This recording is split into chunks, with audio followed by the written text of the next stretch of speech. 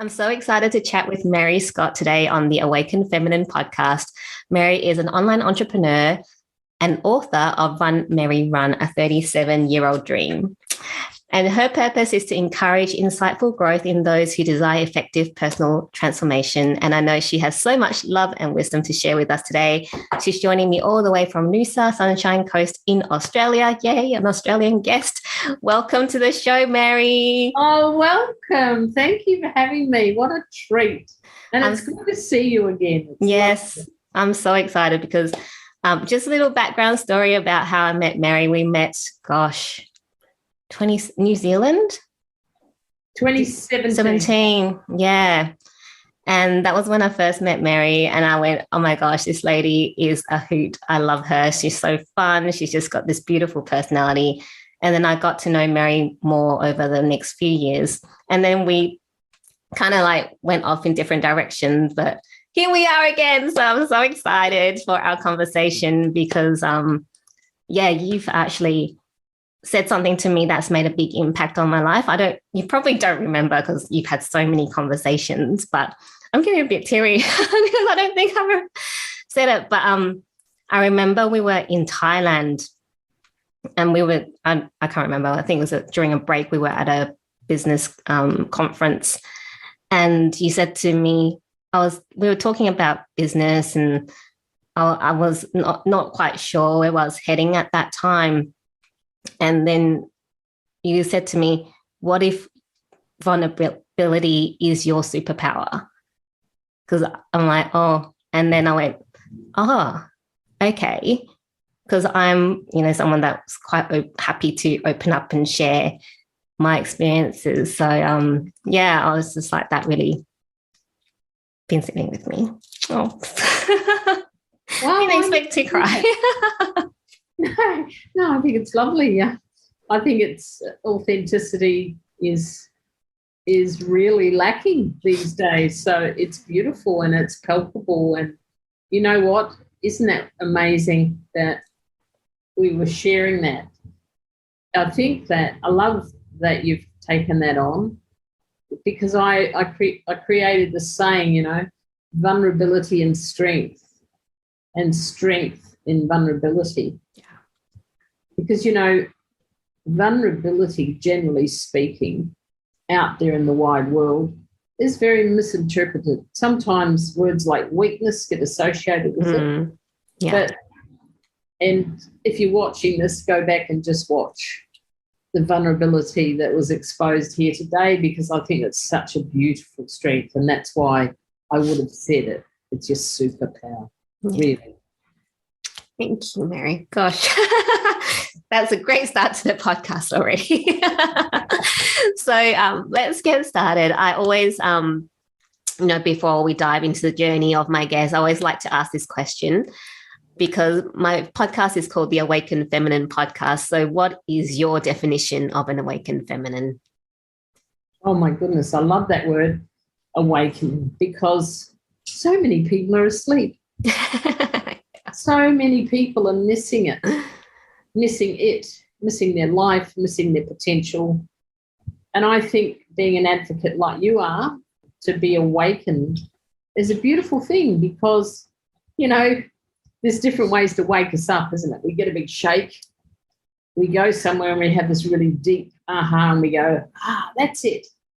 Or it could be from a child speaking to us and saying something profound, because, my goodness, yes, they say that you've got two little ones, they say things that you go, oh, well, that's pretty real.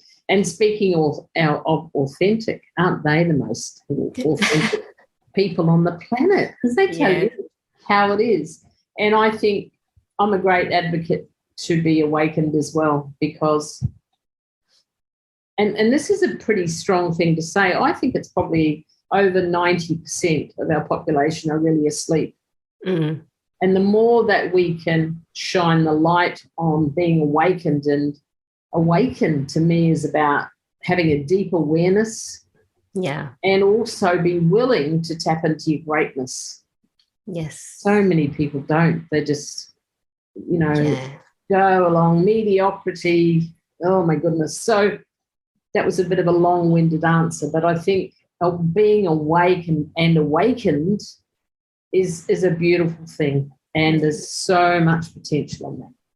That's beautiful. That's a beautiful definition, Mary. Thank you for sharing that. And I totally agree with you. Being awakened is not only understanding who you are and waking up to that, but also actually then taking the action to actually fulfill your potential, because it's all well and good going, oh yeah, I know who I am, but then you just keep doing what you're doing because you're just too scared to, really wake up to that full potential that you really have inside. So, oh, absolutely. Here's another little gem, and this is not my one, but I love this. A gentleman taught me this, it's a long time ago in the 80s. He said to know a thing and not to do is not to know. That is so true. That's what you're talking about, isn't it? Yeah, how profound. That is so true. Yeah, and there's a lot of that going on. And I know sometimes I do that, and I'm not perfect. I'm still learning and growing. So it's just most people aren't even aware to do it. Yeah. I'm still growing too, Yeah. Even in my late 60s, I believe I'll be growing until the day I pass. Yeah. And even in that passing, we'll be growing, won't it? So yes, it's a cool notion to think about that. The passing is the last part of the growth. Yes. And then you're gone. It's kind of cool. I like that. Yeah. Can't believe you're in your late 60s. You look amazing. Oh, thank you. Yeah. And I love your glasses. I was just telling Mary before we started recording that I don't usually wear my glasses for podcasts because of the lights and the reflection. But I know Mary has really cool glasses. So I went, I'm going to wear them in celebration of Mary because she's always got cool glasses. And I wore my coolest ones. They're kind of like octagon, if you can see. Yeah, they are. They're lovely. I like that shape. Yeah. Yeah. So, Mary, let's get started on you. You kindly sent me this book, Run, Mary, Run, and it's all about your journey to running the Boston Marathon, because you said 37 years ago, I'm going to do it. And then it took you a little while before you actually decided to do it. Just a little while. But you did it. And there was a lot of ups and downs in your journey, lots of really needing to, work on your mindset, your body, just your whole being to actually get through it and get there. And, you even had, you were like, oh, I probably couldn't get there because you had to do a few marathons before you actually can sign up. And you was like, So I would love you to talk a bit about that. I mean, I know quite a few of your stories, having heard you on stage before, but if you don't mind, just sharing a bit about what made you decide to really go for running the marathon. It's such a good question. Sorry, were you going to say something? No, keep going. Well, it started when I was 18 in New Zealand, and my brother and I shared a house. And back in those days, it was just a little black and white television. And he was because he was a big runner, and I certainly wasn't. I don't have the physique for a runner, let's face it. But I was looking at this and I said, what's this? He said, it's the most prestigious marathon on the world. And I said, I'm going to run that one day. And he went, oh, really? He never believed me. But once I got into personal development, which was in the 70s, I started doing my goals every year, and I would write this goal. It was like this repetitive thing. And then I moved to Australia, and one day I was writing my goals again. I'm like, for goodness sake, how many years has that been? You've got to get on with it. And at that time, I was doing quite a lot of teaching, and, what is it? You teach best what you need to know. Yeah. And, if you're going to help people with the goals, then you have to blimmin' well get on with your own. And it was kind of like a mark in the sand. And, oh, my gosh, I was probably a good 20 kilos heavier than I am now, and I'm not light now. But I was like, okay, if you're going to do it, do it. And I was walking along the street in Melbourne and I saw this cute little studio, fitness studio, and I went in.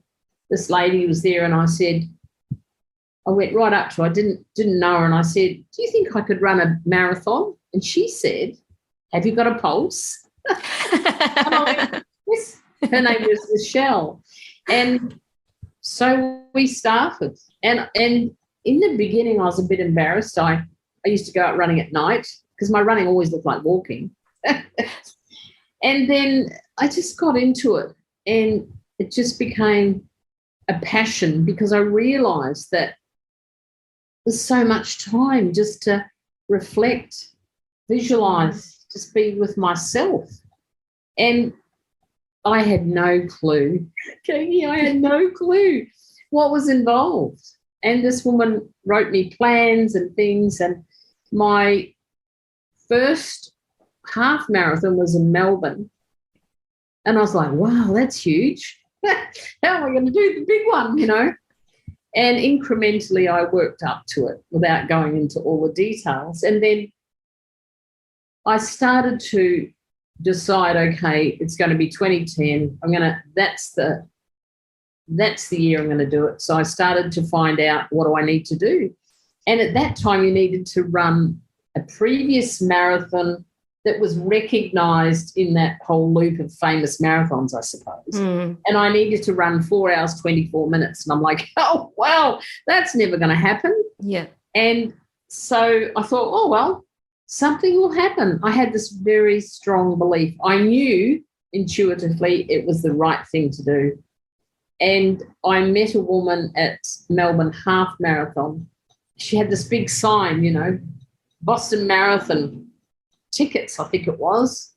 And I went up to her and I said, I'd like one for next year. She just laughed at me. She said, oh, no, these are wild cards. I get 10 allocated a year and I've used up my allocation. The poor woman, her name was Marima. She was lovely. She was very pregnant, just a gorgeous woman. And I said to her, I absolutely have to do it. And at the end of the conversation, I think she just wanted to get rid of me. I talked about it so much. She said she would ring Boston, because it was Saturday, on Tuesday, and she'd ring me back. I said, when will you ring me back? She said, oh, probably Thursday. I got no calls, nothing. And then finally on Friday she said, you've got a wild card. And what that means is that you don't need to stick to the 4 hours 24 for my age group. And that's when I started my blog, 26 weeks to Boston. I didn't have a clue how to do a blog. I started writing. Yeah. And I put my photo up, and the next day I got up and my brother said, your photo's upside down. The same brother. Anyway, I wrote it every day for 26 weeks, which you've taken the time to read, which is lovely. And so many things happened. I went bankrupt. There was just a whole lot of adversity. I had to live away from home for 7 months and, did door-to-door sales, did all sorts of things. And these days I call those events growth spurts, because we really never get anything unless the universe believes that we can do it, and worked offshore. Oh, my goodness, I've done lots of things. But one of the things that happened about Boston was, and it didn't actually happen till I was there, because being bankrupt, I had to get permission to leave the country from my trustee. So that was a big deal, and I was that nervous, I was like, oh, my gosh. But when I was there, I realised that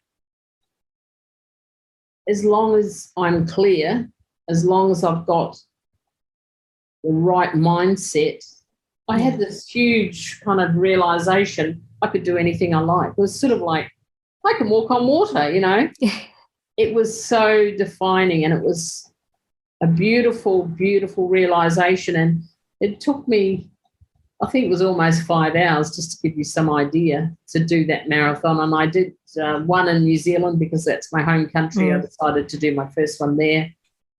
And I'll never forget this beautiful boy that was giving us water. he said to me, here's water for a walker. And I went, I know I look like I'm walking, but believe me, I'm running, from you. And he was just a kid, and he was like, oh, sorry. And I'm like, no, it's all right. I've just got a crazy sense of humour, as you know.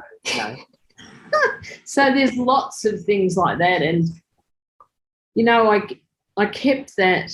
And then, that was 2010. And then my partner, Jeannie, said one day, I just found your blog. Are you going to write a book, or what are you going to do with this? And so we started, and it all came together in November last year. Yeah. And I hope that people take the opportunity. You can get it on Amazon. You can get an ebook. It's really easy. Yeah. Because I think it's proven you can do anything. Yes. You really can. You just got to have the right mindset. And then there's never a day goes by when I'm not checking myself. I'm sitting in my home office here in Noosa, and I look out there. I've got beautiful flowers and birds, and so much to be grateful for, isn't there? Yes, so much to be grateful for. And you've got so many growth spurts that we can talk about. Absolutely. Yeah. I want to ask you, how old were you when you actually ran the Boston Marathon? 54. 54. Wow. So I'm 67 now. So that's amazing.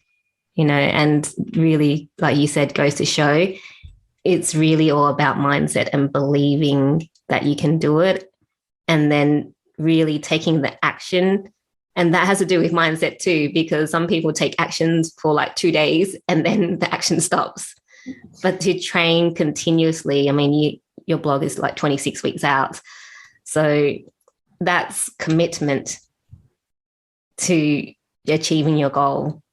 Oh, absolutely. And, you talk about action. You've got your feeling cycle. You've got your thought cycle. You've got your action. You've got your spiritual, all these things. And over the years, I've come to believe that the action cycle is mostly the hardest thing to actually do. And I love what you said. You said some people do it for 2 days. And some people do it in their head. It's a conceptual thing. And then they believe they've done it. It's kind of weird. Well, I'm sure you know people like that, They're in love with the idea of doing it, so they've done it. And I think action, consistent, persistent action, is very challenging to keep doing. It is.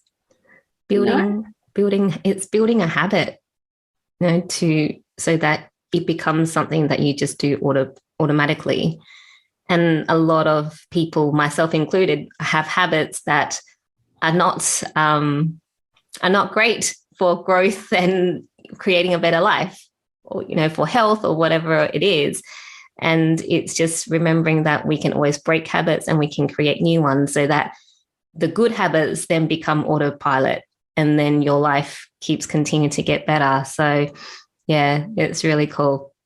Do you mind talking a bit about your bankruptcy? Because just for everyone, Mary used to be a nurse and psychotherapist as well. So she's just a wealth of knowledge.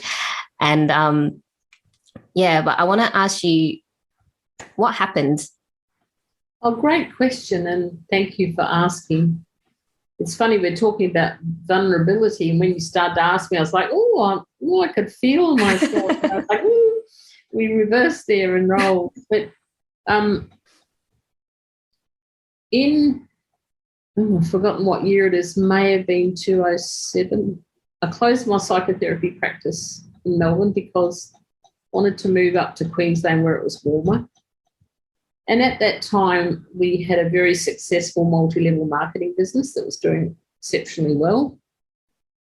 And so we moved up to Queensland, and I thought, well, I'll be able to get some sort of counselling job, loads of experience, Yeah.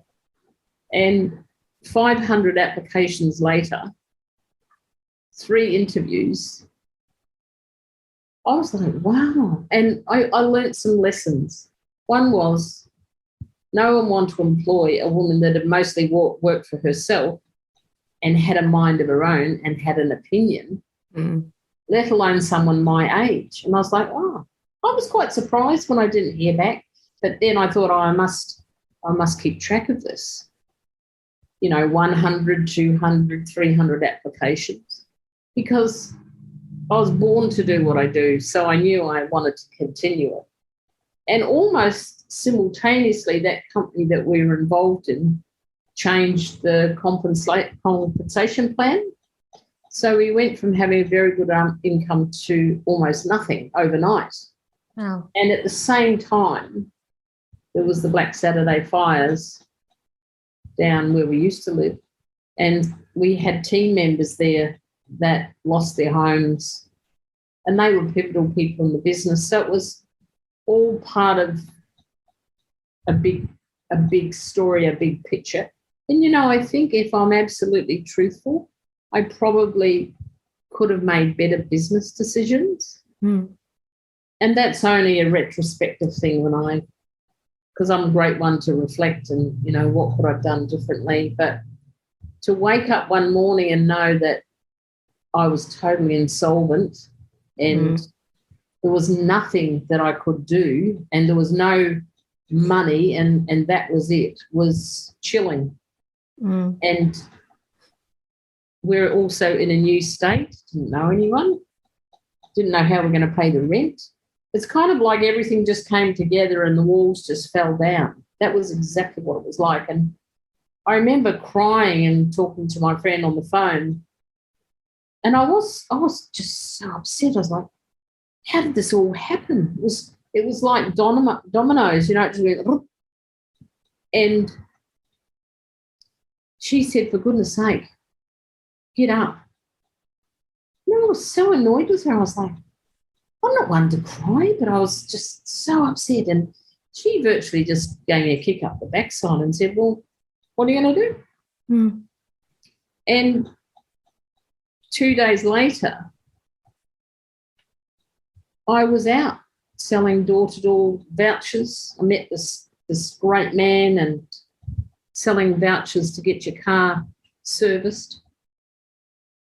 And, some days that was humiliating. People shutting the door in my face, people being rude, but a growth spurt nonetheless.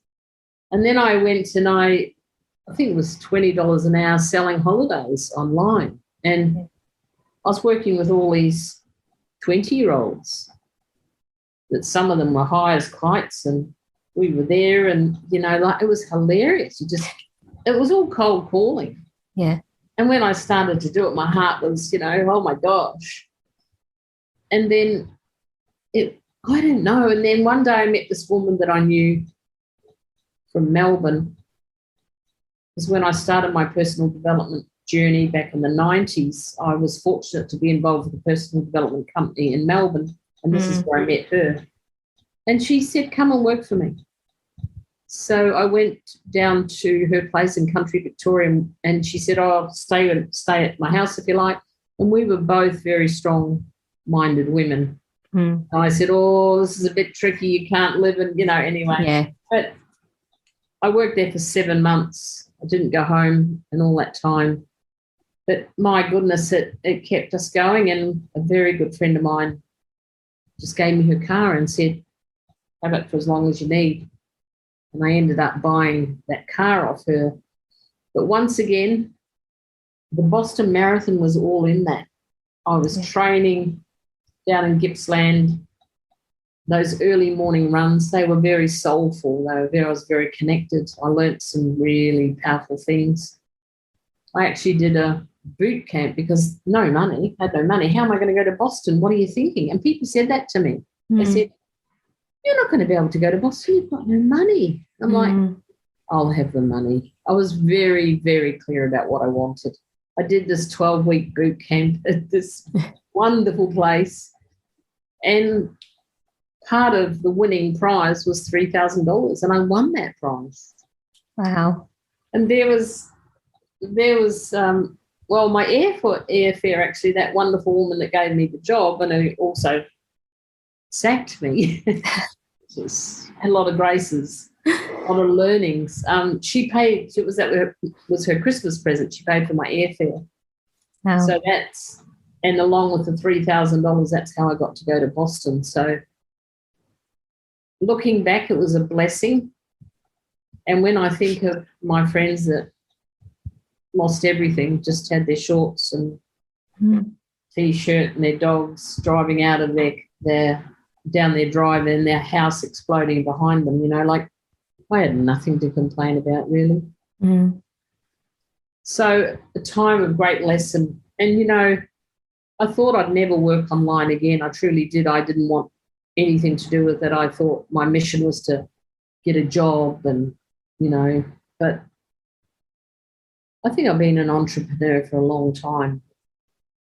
Someone asked me the other day and I said, well, at 12 years old in New Zealand, I was teaching children to swim. They must have, when I think about it, they must have been only a few years younger than me. It's bizarre, isn't it?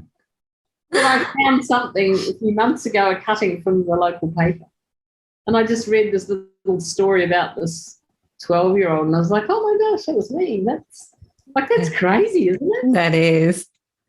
You were an entrepreneur since you were 12. Well, just teaching swimming. Yeah. It's just bizarre, isn't it? Yeah. But wow. And I really do believe, I think once you become an entrepreneur, it's very hard to go back to work for someone else. Like kind of bring it back to that being awakened and bringing out your full potential. When you're an entrepreneur, there's so many things to consider. It's all yours. It's all your shit, not anyone else's shit. It's responsibility, isn't it? Yeah. You take responsibility for everything because it has to do with you. It's all linked back to you. Whether, you can feed your family is up to you when you're an entrepreneur. Everything, how the business runs, how you get customers or whatever you're doing. So when you go from someone that takes full responsibility for everything and making their own decisions, having to go back is very, very, very hard. It's shocking. There was something else I thought I would add before we move to that, but I put together a presentation. I went back to the trustee. I think probably it was at least a year in, and I said, I'd love to do a presentation because you must have a lot of other people that go bankrupt and they never, ever put their head above water again because the shame just takes you out of the game. Yeah. And he said, I couldn't even approach them. Wow. I think they're way too much in their shame.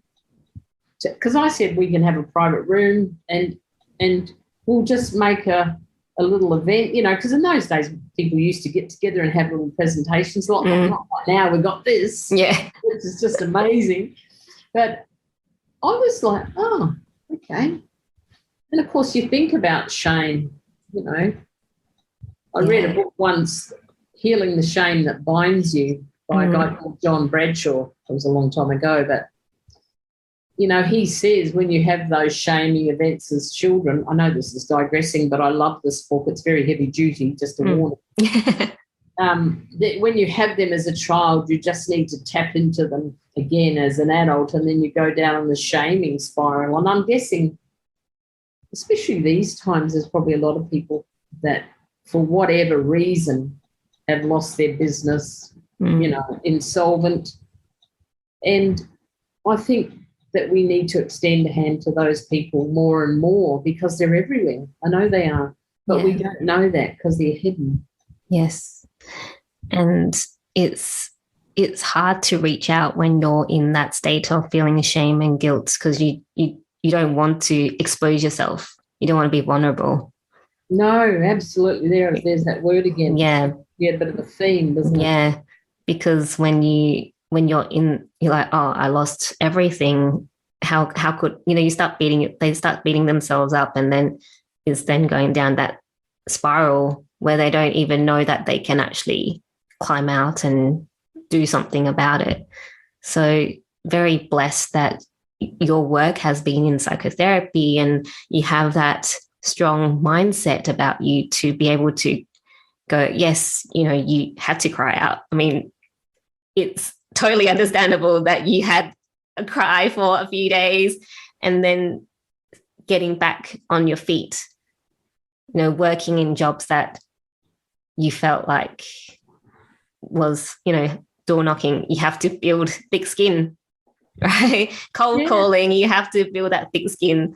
Absolutely. And I like what you're saying about once you're an entrepreneur and then you go back to work for someone. Well, when I got the text to say I was no longer required at my friend's business, much as I was kind of expecting, I was like, I came back to Noosa and like I hardly knew this place, and it's the most beautiful place, and beaches and, you know. Yeah.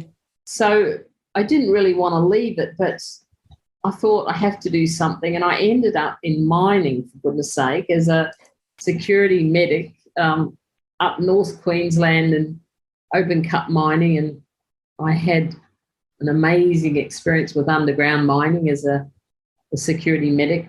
And that kind of fly in, fly out life, I can't believe it now, but it was 7 years, because the end of that 7 years, I ended up being in Nauru and working at the detention centre for asylum seekers and running a family camp there. And, you know, we're talking about growth spurts. My goodness, I think they were vertical the whole time I was there. It was, but, you know, to see the rawness of humanity. But once again, I had an opinion, and I was a woman. I was very much in the minority. And when my contract had ended, look, I knew they wouldn't renew it, but I also wondered how much longer I could manage the stress, even with me, because I think I've got a very strong mindset. I manage my emotions pretty well. I thought, I think I better get out. And I also knew, isn't it funny, you go back to this, I also knew that being an entrepreneur and working for yourself is the only way to take your power back. And I wanted to take my power back. I wanted so much, because I felt like that 7 years, I just had to play the game of being in the job. Yeah. Kills your soul. Oh, absolutely. Yeah. You know, it's just, like I said, I think the human spirit, not only of me, but the people that taught me so many things from many other nations, wanting to search for freedom and have a greater choice in their life. Yeah. Gosh, they taught me so much. And it's times like that when you just got to be humble, because there's nothing more to say, is there? Yeah. Yeah, definitely. When you see people in their situation and putting yourself in their shoes and then going, oh, what am I even complaining about? Yeah. Yeah. Amazing. And it's interesting because in January of 2016 is when I finished that contract. And I feel like some of my learnings from that situation and that whole 3 years in a little 21-kilometre island in the middle of the Pacific, I feel like I've got the greater lessons now in the last couple of years. It's been quite a remarkable thing, actually. Yeah. And, of course, the longer distance I have, I feel freer to speak about it as well, because back then, you know, your lips were sealed and you had confidentiality agreements and all of that. These days I feel a bit freer.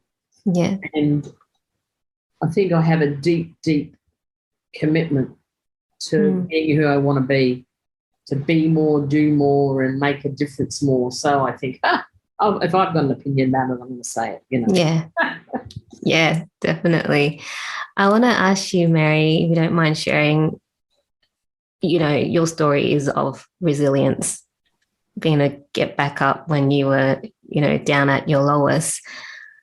What are the tools or teachers or modalities that you use to really get yourself back up, like in terms of mindset work or healing work? What were the big things that really helped you? Well, if I go back to that bankruptcy and just sitting there, you know, kind of head on desk, what now? It's, you know, back to the wall. I've got my back to the wall. What am I going to do? Who can I ring up to help me? No one. Who can help me? I can help me. Oh, well, that seemed novel, didn't it? You know, to be honest, it was like a whirlwind. From when we knew this was it, there was no other path, and we explored lots of paths. Just to wake up that morning, apart from it being very chilling and having my crying and just like, oh, my gosh, I'll be honest, I wanted someone to rescue me and us. Can't someone just come, you know, and take it away, the pain? And then when my friend said, for goodness sake, you know, you face more than this. Let's get off your butt and do something. And I think I spent the day reflecting, and I was miserable as hell, let's face it. It was not a good day. And I had some very good friends that I'd done a lot of personal development with, and one of my good friends in Melbourne, her name is Mel, short for Marilyn. She called me and she said, what do you need? I said, oh, I don't know how I'm going to pay the rent. She said, I'll pay the rent. And then I started to search in myself, what do I need? Okay. What is it? Maslow's hierarchy of needs. Yes. Need food, water. Do you know what I mean? Yeah. I had this very cool BMW, and it was a lease vehicle. And do you know, they rang me up and said, because I rang up and said I'm insolvent, you better come and get the car. And they said, oh, my gosh, you're the first person in 10 years that's ever done that. Usually people just dump their car on the road. And I'm like, what? And he said, we won't be in a rush. You can have it for the next month. And I said, no, just come and get it, because by then you're over it, you know. Yeah. And he said, I'll give you a ring when we're going to be in the area. It was good 2 weeks. And then they rang and said, we can meet you down the corner. And I said, I don't even know my neighbours. I've hardly been here. No, it would be better. And, you know, human beings like that. Yeah. And that man that put my car back on the back of the tow truck with such compassion, you know that there's so many good people. And when you see that reflected back to you, you know that even though you feel like crap and you could have been crawling on your stomach the day before, you know there must be some good in me that can rise up. There must be, to attract such human kindness. And I think from that point, like I wouldn't even know that man's name, but he was so kind and so gracious. I remember walking home and I was just crying. I was like, oh, what the hell have I done with my life? You know what I mean? And I was like, wow, this sucks. I think I had another word that sucks will do today. You know, and I just started looking for jobs, because I think that realisation, when that man was so lovely to me, and, you know, my friend said, don't worry, I'll pay the rent. Yeah. I felt loved and I felt respected, even though it was kind of in my darkest hour, if you like. And then I went out, you know, door to door. And I remember the first day I was like, big breath, let's hope I can make it through the day. And then I sort of made it, I don't know, I played with it a lot, had a bit of fun, and my humour and being able to laugh at myself over the years, and my understanding about these are all things to shape our future. When you have such trials at that level, you have to dig deep. Yeah. And I had to dig deep. And did I have to dig deep for the marathon? Absolutely, I did. Not a marathon runner, you know. But once again, Boston Marathon, I've done 3 marathons, one in Melbourne, one in Rotorua, and one in Boston. And those people in Boston, you can run the entire marathon with at least 3 to 4 deep people supporting you. People run out, they give you food, they give you drink. The people in the US were absolutely amazing. And, you know, Melbourne Marathon, you run just about half to 3/4 of the marathon with no one saying, come on. And I think that's what life's about, isn't it? You've got to have the people that champion you. Yes. And my good friend and a tow truck driver that I never met. And then the man that said, his name's Craig, you know, gave me a job. It was all commission. And you see, there's something about commission jobs, isn't there? If you don't do it, you don't get paid. Yeah. There's no sweetness in it. You know? Yeah, that's right. Salary jobs. I don't know if that answers your question, but I think you have to dig deep. You have to realise that there's more to this than meets the eye. You get through the other side, you know, just those experiences in mining and being underground, that was the coolest experience, 300 metres down and being in Nauru. Excuse me. I would certainly not be the person I am today. Yeah. Without those experiences. Yeah. You know? Amazing. Stop making me cry. I was like, oh my gosh. I'm over water. Yeah. But isn't it beautiful, humans, the kindness that is around? And such a testament to who you are as a person, to be able to attract that kindness, to have people that look after you and support you at your lowest, even people that you don't know. So that's beautiful. Yeah, exactly. And I guess you attract that. You know, I shouldn't speak in the first person. I'm guessing that I attracted some of that from myself. But back in 1970, 71, I think it was, I did this thing called an encounter group. Because that was what personal development courses were called back in those days. And we did, you know, trust exercises with blindfolds, going up haystacks, going through water, and, you know, like they really tested my resolve about trust. Yeah. And they used to say back then, if you didn't have a big cathartic event, you weren't doing it properly. So, you know, and then when I did my I started as a psychotherapist, as a somatic psychotherapist, which was a very intense 3-year course, and part of the conditions, if that's the right word, had to do therapy every week. And I remember saying to my friend, how must I be, you know, messed up, that is functional. And I remember a couple of years in, it was encouraged in that 3rd year that it's probably good to do it twice a week. And I remember just looking at them like, what the, you know, are you kidding me? But, you know, there was some dark days there as well when you lift up the rock and you go, oh, my God, is that my past, you know? Yeah. And I remember one day, incidentally, I've never talked about half of this with anyone. It must be you. Know? I remember one day going home after a really, really deep kind of session, and I got in the door.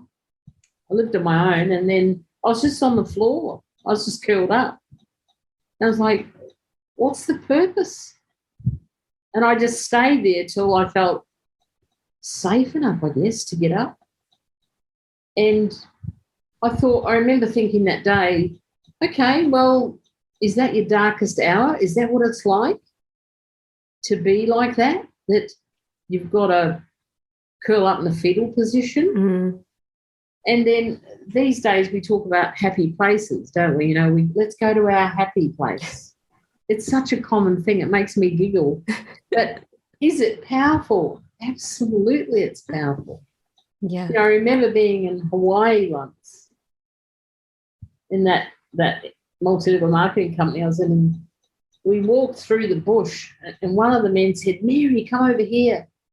And he took me down this kind of cave, and we came and we were at the back of the waterfall. Mm. And see, that's a happy place, isn't it? I can tell you that in a heartbeat I'm there. Yeah. And that's the power of the mind. That's the power of ensuring that you have those things on tap, that you don't have the lying on the floor in the fetal position. Oh, I've got dark times in my life, dysfunctional family, abuse, all that. Mm. But I choose to have my energy here where it's living a vital life, and I milk it. I milk it for everything I can get every day. I squeeze it out. Mm. And I get up, I talk to myself, I say it's a beautiful day, what am I going to do? I've got 2 standard poodles. Jeannie, we've been partners for, I don't know, it's probably nearly 25 years now. Yeah. And everything's pretty cool. So you can choose, can't you? You can choose where you're going to put your energy, where you're going to have your mindset. And, you know, in the end of March, I'm going to have a 6-week course, Rise Up to Your Full Potential. So, how cool is that? Yeah. Like, tying in with everything that we've talked about, rising up. Yeah. Yeah. Digging deep to find who you really are, release your full potential. So that's awesome, Mary, to have that challenge, because you're definitely someone that has the credentials and the life experience to run that challenge for sure. Well, I think that we all get caught up in, you know, that inner critic, imposter syndrome, they call it these days, don't they? You know? Yes. But how often do we tap into our inner greatness? Hardly ever.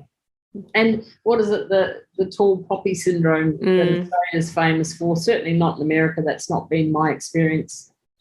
I remember thinking years ago, I think we should move to America. There's just this whole championing, and just people love people that can be successful. Yes. It hasn't been my experience here. I think we're better than we were.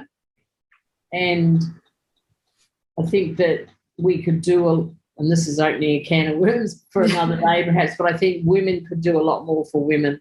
Yeah. And supporting women in their greatness. I totally agree. Great women around, you know. Yeah. That's one of the reasons I started this podcast, is to be able to support other women and share their voices, and have other women or even men listening to really, you know, live in someone else's shoes and feel, you know, get that inspiration and know what it feels like on the other side. Absolutely. And I think if you ever have the opportunity to feel the enormity of just someone putting their hand on you saying you're all right, or what do you think, for goodness sake, take it. Yeah. The world will not end if you have to reach out to someone else. Yeah. And that's what we started with, vulnerability and strength. Yeah. And strength and vulnerability. That's what it's all about. Yeah. It sounds so simple, doesn't it? It sounds simple, but it's not simple. It's not easy, is it? No, it's not easy. And it's something that is a continuous learning and exploring for me. And I'm sure also for you to, you know, there's no end destination. It's just a continuous growth until, like you said, until we pass on, and then we grow from there. That's right. Yeah. Yeah, I'm pretty excited about that whole death process. Funny thing to bring up, but, you know, it's pretty. I was talking to someone the other day, and the sadness and the grief, and I said, the dying's easy. It's the process that's hard. Because when you think of it, we're on the process right now. Yeah. Yes, true. Anyway, that's a conversation for another time, but I think it's cool. I'd love to have you on another time, and we can just talk about something else, because there's so much we can talk about. Oh, yeah, absolutely. Yeah. Absolutely. Mary, I want to ask you, because I'm just mindful of the time, you know, having gone through everything that you have gone through, what is the biggest lesson for you? Like, if you could go back to your younger self, what is that key piece of advice that you would tell your younger self? You're good enough. you're good enough, you can do anything. That's beautiful. Thank you. I think that's such a strong message for everyone who's listening. Yeah, thank you. And before we wrap up, can you share with us what's setting your soul on fire at the moment? Well, my course is setting my soul on fire. I just love to see people grow and rise up to your full potential. It's a 6-week course. It's going to be on Zoom. That's the word, isn't it? Everyone's got to be on Zoom. On Zoom, yeah. It's only going to be for 10 people, and in between there'll be videos that I'll send. So there'll be 6 weeks of, I'm going to call it live because it is, isn't it? Yeah. And then there'll be 5 videos that I'll do that I'll just be speaking to you, and you'll receive them in between. You'll get a journal, you'll get a profile done, you get a copy of my book. And the 25th is when we're going to kick off. It'll be good for Australia, New Zealand, US. I love having a mixture of people. Mm-hmm. I like males, females. And if you feel like you want to kind of step out of your inner critic stuff, because half the time what's in here doesn't belong to us. It comes from back there, but we think it's ours.